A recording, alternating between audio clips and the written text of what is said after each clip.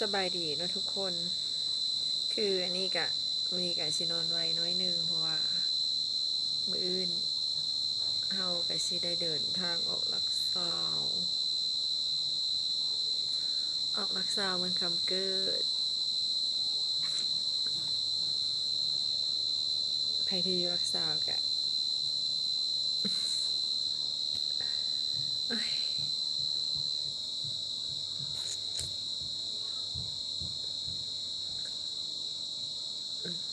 ฉันนอนกันเด้อฝันดีทุกคนอื่นต้องตื่นแต่เศร้าต้องไปแต่เศร้าเดี๋ยวชิดท้ายตามทางให้เบิ้งโอเค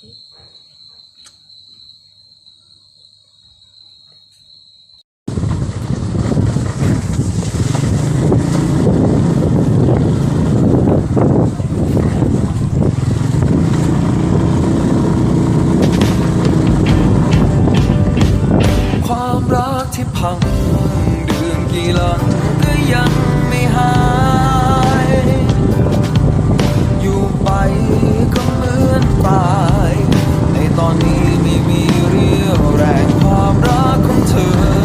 คงเป็นเพียงแค่การแสดงสิ่งเดียวที่เหลืออยู่ฉันคงทำได้เพียงเก็บรักที่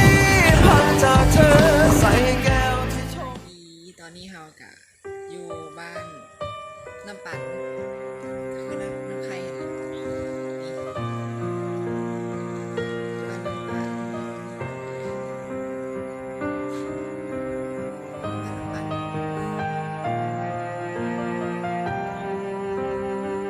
อินโดนีเซียสาวลงไปพร้อมน้ำตาในวันที่เธอจากไปใส่น้ำแข็งแท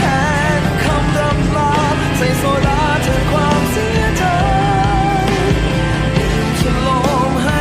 หัวใจต่อให้เมาเท่าไรเธอคงไม่มีวันกลับมา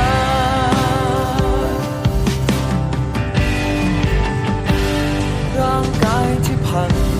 มันก็ยังไม่เท่ากับใจ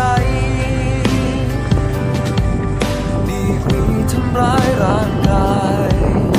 แต่เธอได้ทำร้ายกันเพราะว่าหัวใจไม่อาจฟื้นได้เพียงข้ามวัน อยากลืมคนไม่รักกัน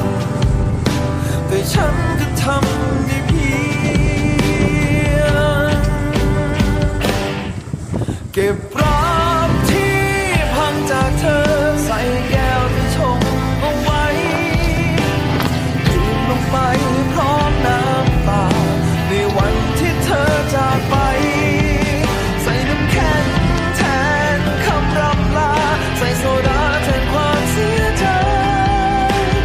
ดื่มฉลมให้หัวใจต่อให้เมาเท่าไรเธอก็ไม่มีวันกลับมา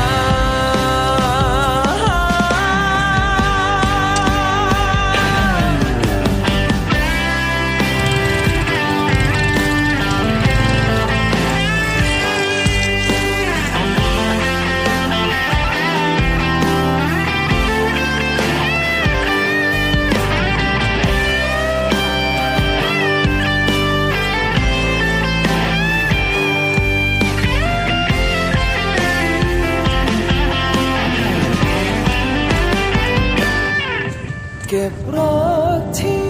พังจากเธอใส่แก้วที่ชงเอาไว้ดื่มลงไปพร้อมน้ำตาในวันที่เธอจากไป